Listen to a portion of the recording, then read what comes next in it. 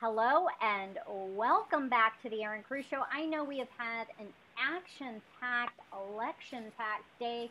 It's not our usual air date. All of these interviews you've seen today will be airing in our original show, which is tomorrow night at 7 p.m. But we have to work hard to get out the vote in California and to unify Californians, give them the information they need about the candidates in their districts. Today, in this interview, we have on the phone with us Lisa Romero. She is running for California State Assembly in District 11. Welcome to the Erin Cruz Show, Lisa. Oh, thank you for having me. Absolutely, absolutely. This is a very on fire midterm. We have a lot of people working very hard to shift politics as usual up in Sacramento. Um, what made you get to the point that you decided that you wanted to run for California State Assembly? I want to be an assemblywoman because District 11 needs new leadership. Right now, Jim Frazier is leading District 11, and he's the co-author of the gas tax, and we want to vote yes on 6 to for the on Prop 6, excuse me. We want to vote yes on Prop 6 to repeal the gas tax. It's costing average family of four around $800 a year. But for my family, both my husband and I commute out of the Bay Area, and it's costing us over $2,500 a year. Right. That's a big ticket item, and I'm so glad you brought it up. You know, this gas tax, they're using fear tactics to try to get people to not repeal it. And the truth is this, that there are solutions out there, and as a matter of fact, the gas tax has a solution built into it. And what people need to remember, and just like Lisa Romero said, is yes, I want to repeal the gas tax. Yes on 6.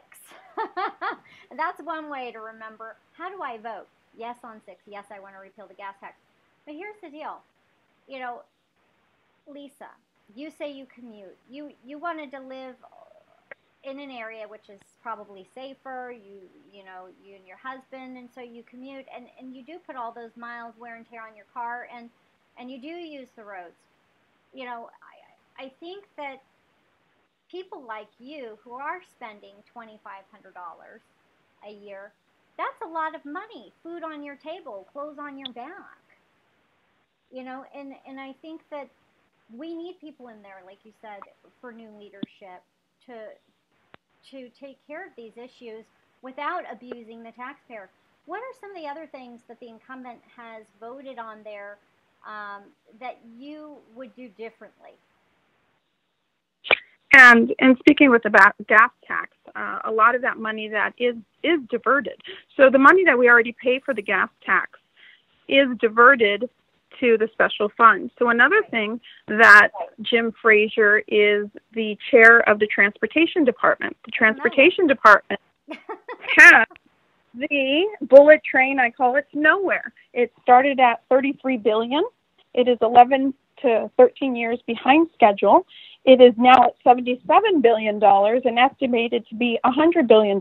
Not only that, there's 300 farms in the way of building that train. And so a lot of the funds and taxes that we pay are being diverted, and that's another example of the diversion. And so what we need in the state assembly and what I will represent is we need transparency, we need fiscal responsibility, and we need accountability to the residents of District 11. Absolutely. Servant leadership and serving the people there. One of the things that we see in Sacramento is the crazy legislation, like legislating straws, legislating anything, just about any way that they can to get a hold of our pocketbooks, right? That's how it seems. What are some of the other issues you might address which are actually cause a concern for many Californians? Because I can't vote for you, Lisa, but everything you do when you're an assemblywoman will impact my life as a Californian because your vote matters, right? Um, what will you do in terms of, or what are your solutions in terms of, the homelessness issue, okay, as well as the crime issues, which are currently some areas where the legislative body up there has not been standing on the side of tax-paying citizens. And so my history is I've been a nurse for 28 years. I've been a professor for 15 years, and I've been in leadership over 20 years.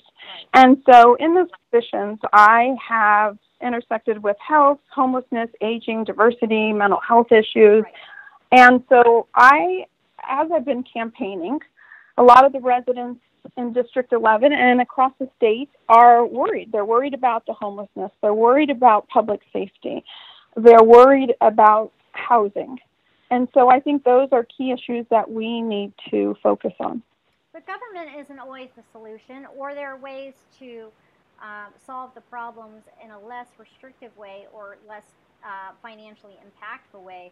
You know, it seems like Sacramento just wants to throw big dollar, pull money and throw big dollars at problems. That doesn't necessarily solve problems. Um, it doesn't. It just doesn't. And as you know, as a nurse, one of the things I saw, because we have John Cox running for governor against Gavin Newsom. One of the things I saw him talk about was a very interesting thing, and you probably can weigh in on this as having a nursing background. John Cox said, if my daughter was shooting up, I wouldn't want somebody with heroin. I wouldn't want somebody to give her a safe place to do it or to cater to her addiction. I would want her to get help. And rather than be on the streets, get a safe place to inject. Where do you stand on that issue and solving some of these big problems here in California? And I know there are a lot of these issues in the Bay Area where you are. Yes, and so I have worked in mental health, and so I've worked in acute care with these patients coming in. And it's a dual diagnosis. A lot of times they have mental health issues. It might be PTSD because they were in the war and they're veterans and they're using just to self-medicate themselves. It might be someone that has bipolar disorder, another mental health issue, and they're using just as a coping skill, an unproductive coping skill. And so what we need to do is we need to have the resources available in the hospitals and in our communities so they have a place to go. A lot of times patients will send them back out to the same environment, and they don't have the resources they need. We need a lot of institutions that they can go to that are outpatient based, that they can stay at, and we're going to have to be able to fund that because a lot of people that are in those situations don't have the money to do it, but they want the help. They want the help. They have their children that are taken care of by CPS. They have their children in foster care. They want the help, but they can't stop the addiction. Right. And so we need those resources available. Right, and it's a complex issue, and I think that the mainstream media plays it down quite a bit. But the people are smart. The people of California are smart. They see we have tough problems, and we need comprehensive solutions, not just throwing their money at the issues without any real true solutions, long-term solutions. Because, like you said, these individuals are going out there and they don't have the resources that they need, or we aren't organized as a state or as a people enough to be able to meet those needs. One of the things that they're doing in Austin, for example, they have an interesting program where they're working with some of the homeless, they're working organizations, they're working with some of the addiction organizations and the hospitals, the different pieces of infrastructure built there to help these individuals with addictions. But they're also using an interesting component, which is the nonprofit sector, where people can contribute to these organizations. These organizations can work closely with government and, in government agencies and other facilitating organizations to be able to help these people.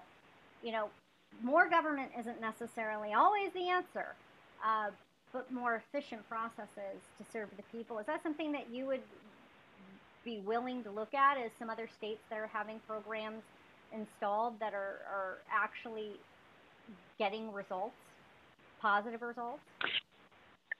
Right. And so as a leader and a nurse, what we do is we look at what's working, not only in this state, but across Right. the country and out of the country. And so I'm going to be resourceful. I'm going to look at why reinvent the wheel. If there's something already working out there, Right. let's apply it to our state. Let's take a look at and it. And make a change. Right. And I like that you're open to that. Now, what would be one of the top 3 things that you would like to do when you first get into office?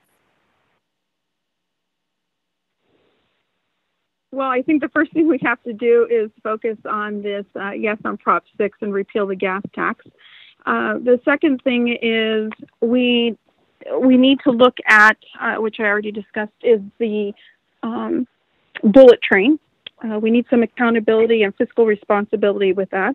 And I think the third thing would be working with our police and fire to make sure that we have all the resources we need, especially with public safety, but also the fires that we had here in Napa and Solano County. And so we can be proactive in the future. Right, and that's a very smart thing, and I think you're mentioning something that's preventative. You know, I'm always for, Republicans really, are for less tax, less, regulation, and less government. More freedom, right? But one of the ways we could do that is preventative measures, being proactive. And that is a smart thing that you're mentioning there. You know, fires have impacted a lot of people throughout the last 10 years, especially as we're becoming more urbanized. I think that the resources are wasted when we try to do a big cleanup on something that could have been prevented. Where do you stand in terms of some of the other issues, though, like the you talked about the first responders and the firefighters, the police? We have a lot of issues where they just recently took away cash bail, and they've now made felonies misdemeanors, and some of these things. Do you stand by the police and back the blue, and are you going to look at how we can solve these tough problems? I definitely back the blue, but I also back the blue with accountability. Right. And so all of us have to be held accountable. Right. And when we have a felony that is now a misdemeanor, we're going to have a lot of those people back on the streets, and we're going to have a lot more crime unless we have the resources we need to rehabilitate them. And so it seems like every time we're talking about homelessness or we're talking about mental health or right now talking about, people that are in illegal activities, we need the resources. And so there's a lot of taxes we already have. A lot of it is going to the general fund. And instead of paying $100 billion to a train to nowhere, maybe we need that. But right now, we need to focus on what our priorities are. And our priorities are, we need public safety. We need to support our fire department. We need to support our police. Right. And that in turn will help our communities and encourage a strong economy.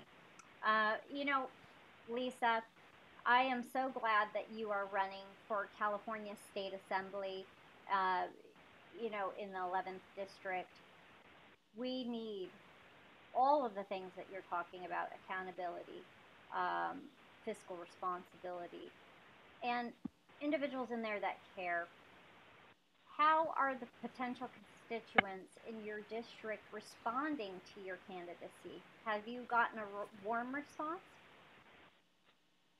I have. I think my upbringing, my career, my leadership and education, it gives me a strategic, and creative edge. And so they know that I'm going to advocate for them. Right. And they know I'm going to make change and I'm going to lead them. And I'm talking about Republicans and Democrats. Well, both. You're talking about the constituents, correct? Sure, yes, absolutely, and decline to state. But I make that point because it's not just Republicans supporting me. There are a lot of Democrats supporting me as well. Well, we've seen the walk away movement, and it's huge. It really is huge, and it's important to recognize that it's not about left or right. It's not about Democrat or Republican at this point. It's about what's right and wrong. And we need solutions, and we need accountability and fiscal responsibility, especially here in California. Uh, where do you stand in terms of immigration? Now, immigration is a federal issue, so you're running for a state office, uh, but there are individuals here in the state like Kevin De Leon who, published and passed SB 54, and others who want to cater to illegals, it seems, more than the citizens of the United States and residents of California. Where do you stand on illegal immigration and, say, the current caravans that are now heading up to California? So I'm a Latina myself, and so my mother is, my family's from Mexico. Her family's from Mexico. Right. My father's family's from Spain. So I have a lot of family that have come to the United States. Right. But as many have, they followed right? the law. They came for opportunity. Right, but they followed the law. Right. And so we have laws, and the problem is we have not set boundaries with those laws, and now we want to. And so it's hard for people to understand that, but those laws have been in place for years and years and decades. So I think what we need to do is we do need to tighten our borders. We need to know who's coming in here, and everyone needs to follow the law. I love it. I love it. I love it. Everyone needs to follow the law. I'm going to make, hey, team makers, Team Erin Cruz, we need to make a meme for Lisa Romero. Everyone needs to follow the law. Because I think it is as simple as that. And that actually applies to so many things, Lisa. So many things. And sure. It provides strength and stability and strong families. It provides strong communities. You name it, right? And you know what, Erin? Even in regards to a straw. Mm-hmm. So in San Francisco, I can't use a straw, but guess what? I have to follow. You want to be a lawful citizen. You don't want to be breaking the law. Yeah. Right. But if you don't like the law, you can change them. Guess what? That is how that works. And so the Democrats, or shall I say, I don't want to say Democrats, so the progressive left understands it goes both ways, or you can run for state assembly. Absolutely, absolutely. You can do that, as you're doing, Lisa. So now I think that the listeners, they need to get to know you. We've had lots of different candidates on. We only have a few days left in the election, actually, but those listeners who are in the 11th District, I want them to be able to read about you. Do you have a website where people can find out more? Sure, and I want to share that website. And before I do, I'm just like everyone else in this district. I'm a hardworking person. I'm married. I have 2 young children. They're 5 and 8. And so I have seen the issues with our education and the resources, once again, resources that we don't have. I have been in our community where I was walking into, at 7 o'clock in the morning, into my storage unit, and someone that is known in the community that lives in his car, homeless in his car, and has mental health issues, decided to try to chase me. And actually, I got in my car, and I left, and I called the police because he was still chasing me in his car. And I took him straight to the police station where they got a hold of him, and they ended up 5150-ing him. But, what if I would have had my children in the car with me, or what if I would have had them sitting outside and we were looking at my storage stuff? I had to run to my car, and I had to leave. And so we've had homeless in our community that have knocked on my door at a stoplight, and my kids on my kids' side of the door, and they're scared. They don't know what's going on. Right. And so I'm running because I need to make a difference. I need to do something, and I want to support my community, and so this is my next step. And so I do have a website. I do have a Facebook page. It's electlisaromero.com. Okay, and the spelling of her name is right down at the bottom of the screen. That's Lisaromero. So for those people who want to write that down, go ahead and do so. So you have the website, you have a Facebook page. People can ask you questions via email, or what's the best way if somebody has a question for you to reach out? I am available. They can reach out to me on my website, okay, on my Facebook page, or they could even call me at 415-336-9922, and I will be the one answering the phone. I love it. You know, I have to tell you, Lisa, you are not the only candidate running for office who use their own phone. I ran for United States Senate as well. We had ring on the phone earlier, but I ran for United States Senate, and as a matter of fact, I answered my own phone.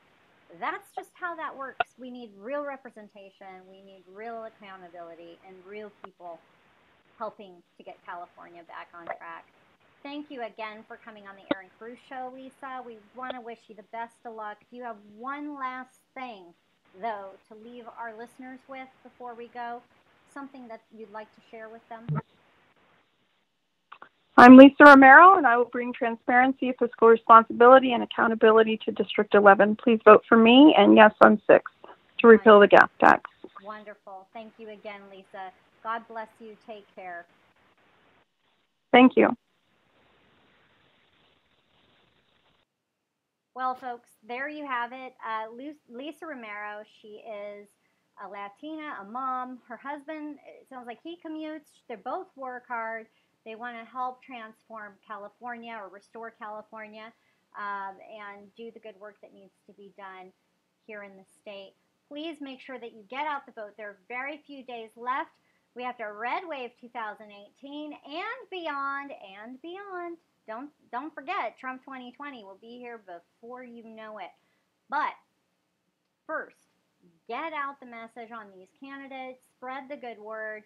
We may not always agree on all the issues, but the current legislators for these positions where I've been sharing with you are horrific. They are progressive. They are eroding our United States Constitution, and California Constitution is getting completely manipulated, and we are in a state of flux here in California. So help us get this train back on the tracks and on its way to restoration. Together we will help make California golden again. God bless all of you. Take care.